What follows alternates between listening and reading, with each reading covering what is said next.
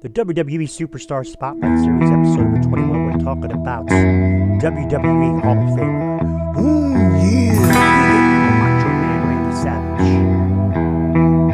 I was very fortunate to see Randy Savage in person on a couple of occasions. Once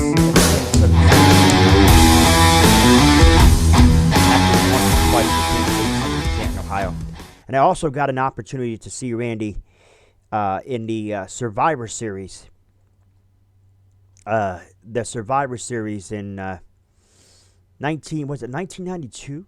Yes, it was 1992. I got a chance to see Randy Savage in the Survivor Series when him and Mr. Perfect took on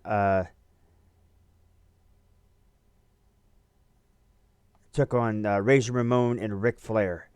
I was able to see that. And I also had the great opportunity to, like I said, see him in Civic Center as well. Macho Man was an absolute gem. He was great in the ring, great on the mic, and as far as my personal opinion. He always got you with that, oh, let me tell you something, Mean Gene. Oh, yeah, dig it. So he had that going. Miss Elizabeth, he had her by his side. Later on, they married. It was short-lived for a while.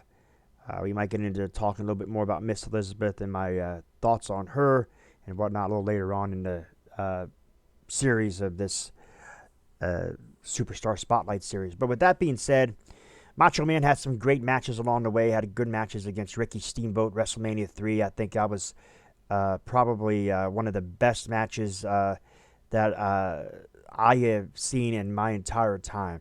WWE, ladies and gentlemen, is nothing compared to what it was back in the early, late 80s. With some of the great storylines that was told, and when WWE really cared, and when wrestling was the best, in my personal opinion, in WWE or WWF back then. The mega powers explode.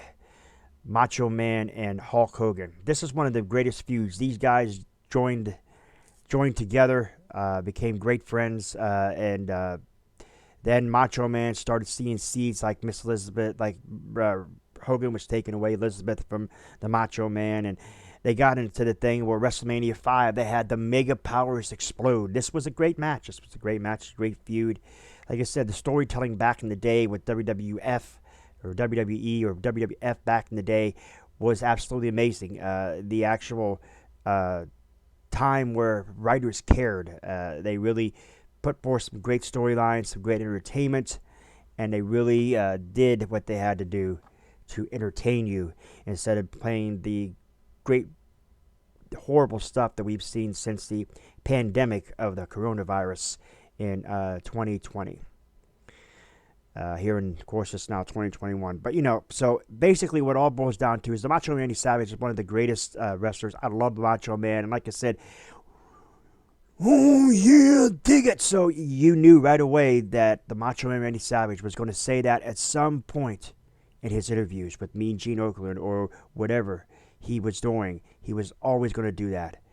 The Macho Man and Miss Elizabeth broke up, and he had sensational Sherry Martel, which I really have a lot to talk about on sensational Sherry Martel.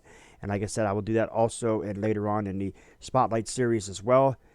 I absolutely love the entertainment the Macho Man got. And to me, when the Macho Man left WWE or WWF, and he went to WCW, became a member of the NWO. I think that's where the Macho Man really tanked, as far as in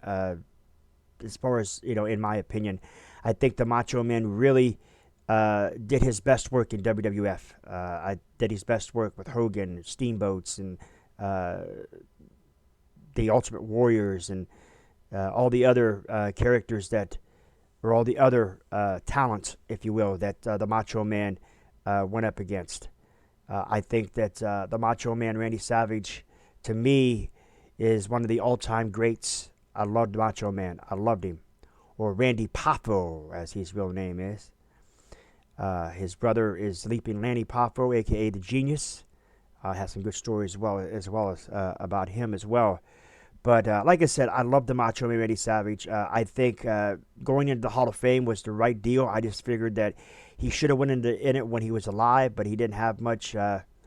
He had some heat with Vince McMahon. I think it was the way he left WWF, or maybe it was something about controversy with him and Stephanie McMahon. I'm not quite sure exactly what all transpired to it, but they got back on the good graces of one another, and I think either that or I think it was Poffo, Lanny Poffo, who kind of persuaded to get Macho Man in there. What's your favorite Macho Man Randy Savage moment? Like I said, mine has to be Ricky Steamboat at WrestleMania 3. I think that was one of the best matches of my time growing up watching wrestling. I was just young, just a young lad, and it intrigued me. It made me actually happy. I cannot give high praise for that match. One of the best. Thanks for watching, ladies and gentlemen. This has been a Superstar Spotlight series. We're talking about Macho Man Randy Savage. So much to talk about, but we'll leave it there. Oh, yeah, dig it. Wolfman Lewis, your Godfather Wolf. I am out.